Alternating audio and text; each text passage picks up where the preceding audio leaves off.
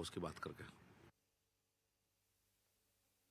अब हम सरोजनी नगर सीट की बात करते हैं, हाई प्रोफाइल सीट, लेकिन यहां क्या क्या समीकरण बैठ रहा है इस बार ये बताते हैं। बीजेपी ने सरोजनी नगर सीट पर दावेदारी की मारामारी के बीच राजेश्वर सिंह को टिकट दिया है। सरोजनी नगर सीट पर जहां पति दयाशंकर सिंह और पत्नी स्वाति सिंह दोनों टिकट की दावेदारी कर रहे थे, लेकिन दोनों का पत्ता कट चुका है और टिकट मिला है ईडी के पूर्व डायरेक्टर राजेश्वर सिंह को। टिकट काटने के बाद स्वाति सिंह ने पार्टी छोड़ने की खबरों पर विराम लगा दिया है।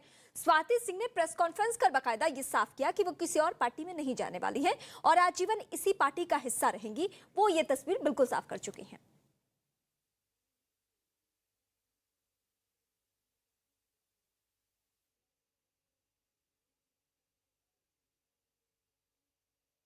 मैं 17 साल की थी, क्लास 12th में थी। मैं तब से जुड़ी हूँ और मैं धन्यवाद देती हूँ आप सबके चैनल के माध्यम से माननीय प्रधानमंत्री जी को, माननीय गृह मंत्री जी को, शीर्ष नेतृत्व को, केंद्र के शीर्ष नेतृत्व को और प्रदेश के भी शीर्ष नेतृत्व को, कि 5 साल उन लोगों ने मुझे जो जिम्मेदारी दी, मैं ये आशा करती हूँ कि उसमें मैं ज़रूर खरी उतरी होंगी। और मैं धन्यवाद देती हूँ कि उन्होंने इस काम के लिए मुझे मौका दिया और भविष्य में भी जो जिम्मेदारी मिलेगी उसका मैं निर्वहन बहुत अच्छे से करूँगी और आधी आबादी का प्रतिनिधित्व करते आई हूँ और करते भी रहूँगी। चिंता मत करिए, भारतीय जनता पार्टी का हिस्सा हूँ, आजीवन रहूँगी। आप एक चीज ये बताइए, मेरे चेहरे से नाराजगी लग रही है आपको? सपा में जाने की कुछ खबरें आ रही हैं। हाँ, मैंने भी कल देखा टीवी में। मैंने बताया आप लोगों को शुरुआत में ही कि जब मैं 17 साल की थी, क्लास 12th में, तब मैंने विद्यार्थी परिषद ज्वाइन किया था। मेरी आत्मा है भारतीय जनता पार्टी, मेरे एक एक रोए में भारतीय जनता पार्टी लिखा हुआ है। मैं यहीं रहूंगी, यहीं मरूंगी, कहीं नहीं जाऊंगी। वहीं स्वाति सिंह के पति और बीजेपी नेता दयाशंकर सिंह ने कहा कि पार्टी ने अच्छे उम्मीदवारों को टिकट दिया है। टिकट किसी का नहीं होता, पार्टी का होता है। बहुत अच्छी सूची आई है और पार्टी ने बहुत सोच समझ करके बहुत अच्छे उम्मीदवारों को जो है चयन किया है।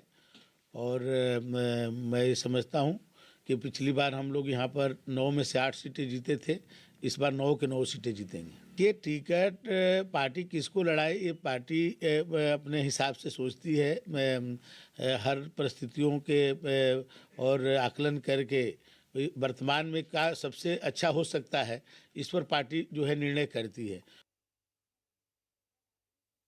और उत्तर प्रदेश में पहले चरण के लिए हो रहे चुनाव प्रचार में बीजेपी ने अपनी पूरी ताकत झोंक दी। गृह मंत्री अमित शाह यूपी के अतरौली और बदायूं में जनसभा करते हुए नजर आए। उत्तर प्रदेश के सीएम योगी आदित्यनाथ भी बुलंदशहर और मथुरा में चुनाव प्रचार करते नजर आए। वहीं चुनावी मंच से सीएम योगी आदित्यनाथ पर उन्होंने निशाना साधा। योगी ने कहा कि 2 लड़कों की जोड़ी साल 2017 में भी आई थी।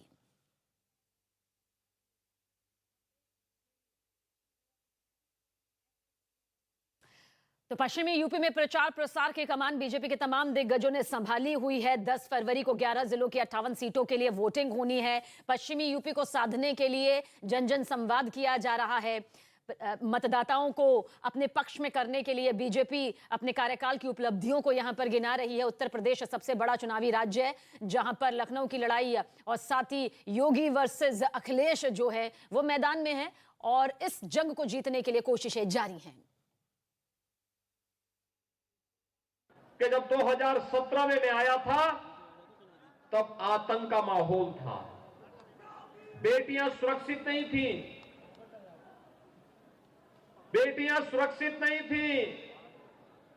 व्यापारी सुरक्षित नहीं था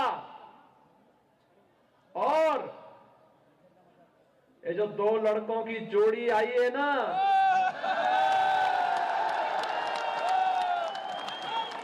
ये 2 लड़कों की जोड़ी 2017 में भी बनी थी, 2014 में भी बनी थी। 2017 में प्रदेश की जनता ने एक दिल्ली में रहने वाले और एक लखनऊ में रहने वाले दोनों जोड़ी को कहा था कि तुम जिस लायक हो ही नहीं भाई। याद करिए, मैं आपको याद दिलाने के लिए आया हूं। भाइयों बहनों, 2013 में जब मुजफ्फरनगर का दंगा हुआ था और सचिन और गौरव नाम के 2 जाट युवकों की निर्मम हत्या हुई थी, लखनऊ वाला जो लड़का है ना, ये सत्ता में था और तब हत्या करवा रहा था। हत्यारों को प्रश्रय दे रहा था, दंगाइयों को लखनऊ में बुला करके उनका सम्मान कर रहा था। और भारतीय जनता पार्टी का कार्यकर्ता जो उन दंगाइयों के खिलाफ आलो आवाज उठा रहा था, उन भारतीय जनता पार्टी के कार्यकर्ताओं के खिलाफ, व्यापारियों के खिलाफ झूठे मुकदमे दर्ज करके उन्हें जेलों के अंदर बंद किया जा रहा था। और दिल्ली वाला लड़का तमाशा बना के तब भी कहता था, अरे दंगाइयों के खिलाफ ज्यादा कार्रवाई नहीं होनी चाहिए। उनका बचाव तब भी कर रहे थे। एक बार फिर से ये लोग अपने एक नए कवर के साथ आपके बीच में फिर आ रहे हैं। माल तो वही है, लिफाफा नया है। तो यूपी के सीएम योगी आदित्यनाथ ने कहा कि पिछली सरकार दंगे करवाती थी, तमंचे की फैक्ट्री चलाती थी, लेकिन बीजेपी सरकार विकास का काम करती है। और क्या कुछ कहा उन्होंने, सुनिए जरा। पिछली सरकार तमंचे की फैक्ट्री चलाती थी और हम यहीं पे डिफेंस कॉरिडोर दे रहे हैं। डिफेंस कॉरिडोर, यहां जो तोप बनेगी ना, और जब भारत की सीमा पे गरजेगी तो पाकिस्तान के छक्के उसी में छूट जाएंगे।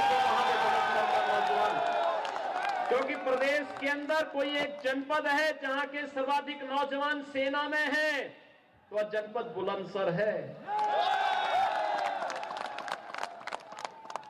तो डिफेंस कॉरिडोर हम बना रहे हैं। देखो, आप अंतर समझ सकते हैं। वे तमंचा बनाते थे लूटपाट करने, राहगरी करने के लिए। हम डिफेंस कॉरिडोर बना रहे हैं देश की रक्षा करने के लिए। और हमने कहा भी देखो, विकास भी कराएंगे, लेकिन बुलडोजर रुकेगा नहीं। माफिया के ऊपर बुलडोजर चलता रहेगा। दंगाइयों के फोटो फिर से लगाएंगे चौराहे चौराहे पर, और नोटिस जाएगी कि तुमने इतने साल पहले दंगा किया था, अब बेटा समय आ गया, इसकी भरपाई भी कर लो। ये जो लाल टोपी है ना, ये रेड अलर्ट है। हिस्ट्री सीटर और मुजफ्फरनगर के दंगों से जिन हिंदुओं का रक्त बहा था, उनके खून से रंगी हुई टोपी है। राम भक्तों के खून से सनी हुई टोपी है। इसलिए अलर्ट, लोगों को अलर्ट कर देने की आवश्यकता है। इसका मतलब दंगा, इसका मतलब पेशेवर माफिया, और इसका मतलब अवसरवादिता। और अतरौली के मंच से गृह मंत्री अमित शाह ने अखिलेश यादव पर जमकर निशाना साधा। उन्होंने कहा कि दूसरों को वैक्सीन ना लगवाने की बात कहने वाले खुद छिपकर वैक्सीन लगवाते हैं।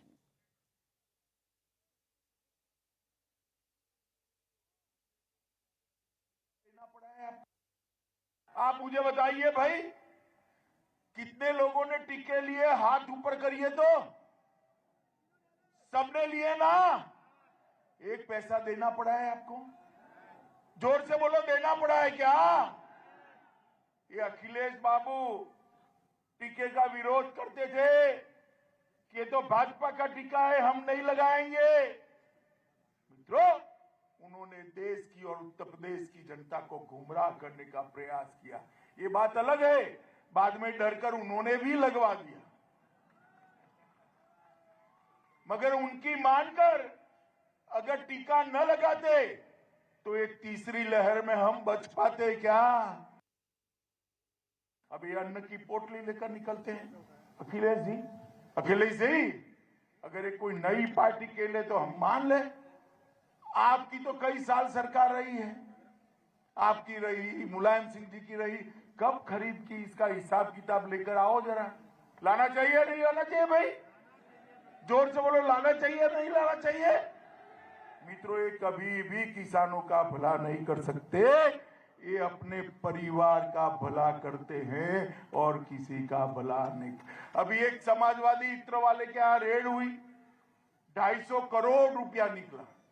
250 के मंच पूरा भर जाए इतना। अब रेड करी तो क्या मोदी जी राजनीति करते हैं? भाई, आपका पहले ये बता दो कि एक इत्र वाले के वहां रेड हुई और 250 करोड़ रुपया बेनामी पकड़ा गया, इससे आपके रिश्ता क्या है? बताना चाहिए नहीं बताना चाहिए? और अगर रिश्ता नहीं है तो आपको दुख क्यों हो रहा है? क्यों दुख हो रहा है? क्योंकि हमारे चुनाव लड़ने की व्यवस्था थी। अरे भाई 250 करोड़ रुपया, 250 करोड़। मित्रों, ये लोग पारदर्शी से शासन नहीं कर सकते, भ्रष्टाचार से मुक्त नहीं कर सकते। भ्रष्टाचार मुक्त शासन केवल और केवल नरेंद्र मोदी के नेतृत्व में भारतीय जनता पार्टी और कमल निशान ही। और मंच से अमित शाह ने यह भी कहा कि अखिलेश राज में हर जिले में एक बाहुबली और एक माफिया होता था। ऐसे लोग पिछले 3 सालों से जेल में बंद हैं। अब यूपी में कोई बाहुबली नहीं बल्कि बजरंग बली है।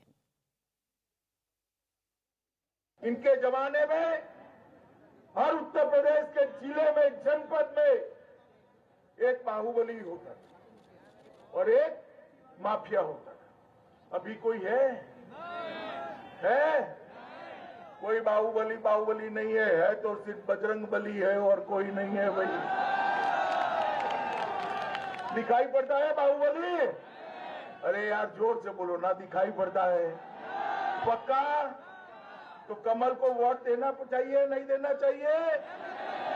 योगी जी ने बाहुबलियों के कब्जे से 2000 करोड़ की भूमि को मुक्त कराकर गरीबों के आवास बनाने का काम योगी आदित्यनाथ ने। और अब बात करेंगे आरएलडी के प्रमुख जयंत चौधरी के उस बयान की जिस पर यूपी का सियासी पारा हाई हो गया। पार्टी कार्यकर्ताओं को जीत का मंत्र देते हुए जयंत चौधरी बीजेपी पर ऐसा कुछ बोल गए जिस पर सियासत गर्मा गई। जयंत चौधरी ने चुनाव प्रचार के दौरान बीजेपी कार्यकर्ताओं की चर्बी उतार देने वाला विवादास्पद बयान दे डाला। उन्होंने अपने कार्यकर्ताओं से अपील की कि ईवीएम का ऐसा बटन दबाओ कि बीजेपी कार्यकर्ताओं की चर्बी उतर जाए। ऐसा भर भर के वोट दो, ईवीएम की मशीन को ऐसा भर के दो, नलके के बटन, हैंडपंप के बटन को ऐसा दबाओ कि भारतीय जनता पार्टी की जो चर्बी चढ़ रही है, सारे नेताओं की चर्बी उतार दो आप। और वहीं केंद्रीय मंत्री संजीव बालियान ने जयंत चौधरी के चर्बी वाले बयान पर जवाब दिया। उन्होंने जयंत पर पलटवार किया कि यूपी की जनता तय करेगी कि किसकी चर्बी उतारनी है। योजना के माध्यम से उनको एक आर्थिक सहारा मिल रहा था।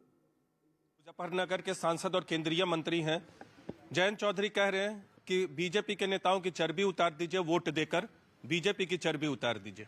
चलो वो उनकी इच्छा है, वो विपक्ष में हमारे चुनाव लड़ रहे हैं, वो अपनी बात कहेंगे, अपनी बात कहेंगे। ये तो लोगों के हाथ में है कि किसकी चर्बी निकालते हैं। ये तो लोगों को निर्णय लेना है। ये ना उनके कहने से लेंगे ना मेरे कहने से लेंगे, वो तो अपनी सोच के हिसाब से लेंगे। लेकिन आपको क्या लगता है कि जनता किसकी चर्बी उतारेगी इस बार के चुनाव में? क्योंकि आप लोग कह रहे हैं कि गर्मी शांत हो जाएगी और जयंत चौधरी कह रहे हैं कि चर्बी उतार दे, तो जनता किसकी चर्बी उतारेगी?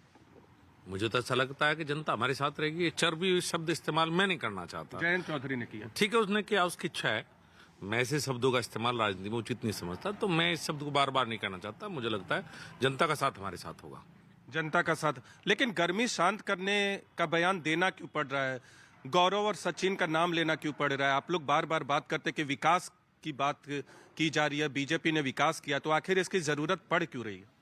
देखिए, बीजेपी ने विकास किया तो आप दिल्ली से आए हो, आपको भी देख गया होगा। अच्छी सड़कें हैं, 24 घंटे बिजली है, अच्छी कानून व्यवस्था है और अपराधियों के ऊपर सख्त रहे हैं सरकार। शायद इसीलिए अपराधियों को लेके ही बयान दिया था।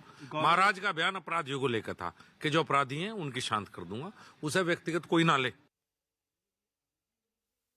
दरअसल चुनाव प्रचार के दौरान यूपी के मुख्यमंत्री योगी आदित्यनाथ ने मुजफ्फरनगर और कैराना का जिक्र किया था और वहां गर्मी बढ़ने की बात कही थी। क्या कहा था योगी आदित्यनाथ ने, सुनवाते हैं।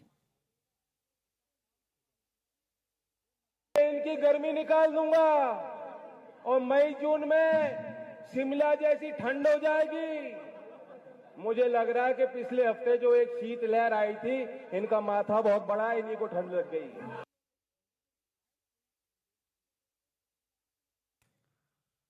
और आइए अब आपको एक बार फिर सुनवाते हैं कि सीएम योगी आदित्यनाथ ने चुनाव प्रचार के दौरान क्या कुछ कहा था, जिस पर जयंत चौधरी ने वार किया। एक गर्मी जो अभी कैराना में और मुजफ्फरनगर में कुछ जगह दिखाई दे रही है ना, ये सब शांत हो जाएगी इसके बाद, क्योंकि गर्मी कैसे शांत होगी ये तो मैं मई और जून में भी इसको बहुत शिमला बना देता हूं। योगी बाबा जो कह रहे हैं कि इनकी गर्मी निकाल दूंगा और मई जून में शिमला जैसी ठंड हो जाएगी, मुझे लग रहा है कि पिछले हफ्ते जो एक शीत लहर आई थी, इनका माथा बहुत बड़ा, इन्हीं को ठंड लग गई। वहीं समाजवादी पार्टी के अध्यक्ष अखिलेश यादव ने भी गर्मी वाले बयान पर जवाब दिया। तो ये जो मुख्यमंत्री जी के अंदर गर्मी आ रही है, वो इसलिए गर्मी आ रही है कि ये टिकट जगह जगह मांग रहे थे, इनकी मनपसंद टिकट उन्हें नहीं मिली, उन्हें वापस उन्हें घर भेज दिया गया है। प्रधानमंत्री जी ने इन्हें पैदल पैदल चलाया, जो पैदल पैदल चल रहे हैं और बेदल हैं।